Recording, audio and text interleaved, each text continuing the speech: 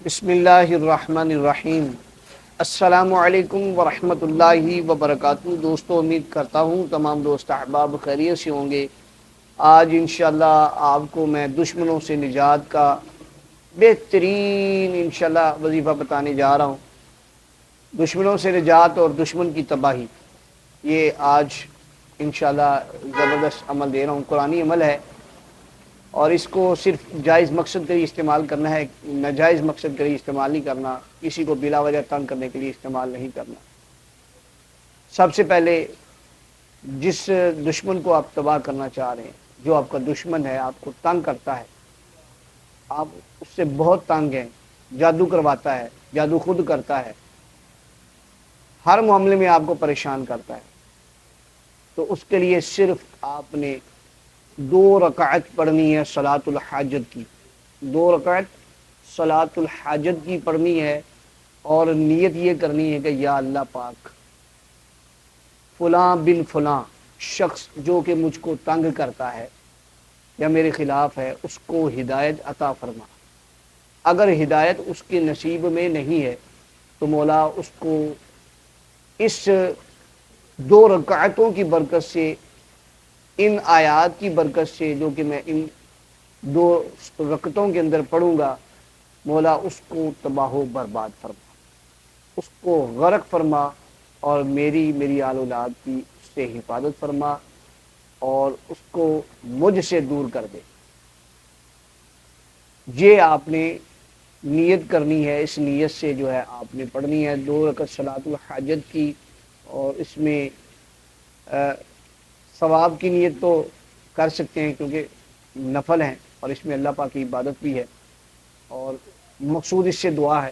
اللہ کی بارگاہ میں دعا کرنا۔ اچھا، اب یہ ہے کہ 2 رکعتوں میں آپ نے پہلے سورہ فاتحہ شریف پڑھنی ہے، اور اس کے بعد سورہ لہب۔ اس کو سورہ لہب کو آپ نے 71 بار پڑھنا ہے پہلی رکعت میں۔ پھر دوسری صورت آپ نے دوسری رکعت کے اندر بھی جو ہے آپ نے اسی طرح سورہ لہب کو آپ نے 71 بار پڑھنا ہے، تو ٹوٹل جو ہے یہ 142 بار پڑھی جائے گی۔ تو آپ نے جب یہ دونوں رکعتیں مکمل کر لینی ہیں، اس کے بعد آپ نے کھلے آسمان کے نیچے بیٹھنا ہے، کھلے آسمان کے نیچے یہ کام کرنا ہے، اور یوں جو ہے آپ نے اپنی جھولی کو پھیلا لینا ہے، اپنے دامن کو پھیلا لینا ہے، اور دامن کو پھیلانے کے بعد اپنے دل میں خالص تصور رکھے کہ یا اللہ پاک، تو جانتا ہے کہ میں مظلوم ہوں، میرے اوپر فلاں ظلم کرتا ہے اور بلا وجہ ظلم کرتا ہے، مولا میری سب سے پہلے دعا تو یہ ہے، مولا اس کو ہدایت عطا فرما کہ وہ میرے اوپر ظلم چھوڑ دے، اور اس جو ناجائز یہ نحوست ہے اس کی، ناجائز جو کام کرتا ہے،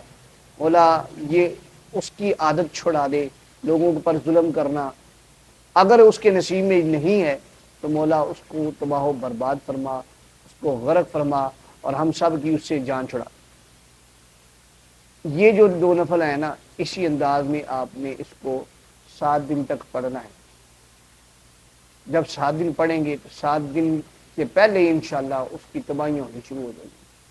کاروبار تباہ، اس کا ہر چیز تباہ، بیمار ہو کر چارپائی پہ آ جائے گا۔ اگر آپ کو اس پر ترس آ جائے، اس کو بچانا چاہتے ہیں کہ اب مرے نہ بیچارہ، تو پھر یہ ہے اسی طرح 3 دن پڑھا جائے، اور پھر اس کی صحت کی دعا کی جائے، لیکن سورہ تبت یدا کو اس میں نہیں پڑھنا۔ اس میں پھر آپ نے سورۃ الفاتحہ شریف پڑھنے کے بعد آپ نے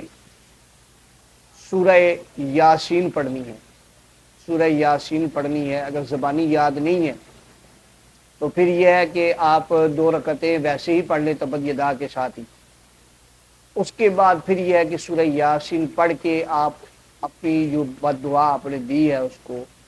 آپ اس کا ازالہ کروائیں کہ یا اللہ پاک، جو میں نے اس کو بد دعا دی تھی اس کا میں ازالہ کرتا ہوں، مولا اس کو ہدایت بھی عطا فرما اور تندرستی بھی عطا فرما۔ جتنی میں اس کو تکلیف دینا چاہتا تھا، جتنا میں اس کو دیکھنا چاہتا تھا کہ جتنی اس کو تکلیف میں دیکھنا چاہتا تھا وہ میں دیکھ لیا ہے، اب میں چاہتا ہوں کہ وہ ٹھیک ہو جائے، اسی طرح سورہ یاسین کو آپ نے 3 دن اسی طرح پڑھنا ہے 2 رکعتیں پڑھنے کے بعد، تو انشاءاللہ اللہ پاک اس کو شفا عطا فرمائے گا۔ جب شفا ہو جائے تو پھر کالے چنے لے لینے ہیں 1.25 کلو، 1.25 کلو چنے لینے کے بعد ہر چنے کے اوپر آپ نے ایک بار سلام قولا من رب الرحیم، سلام قولا من رب الرحیم ہر چنے کے اوپر پڑھنا ہے۔ اور جب وہ بچ جائے، یعنی وہ بندہ جو بیمار پڑ گیا تھا، تو پھر یہ ہے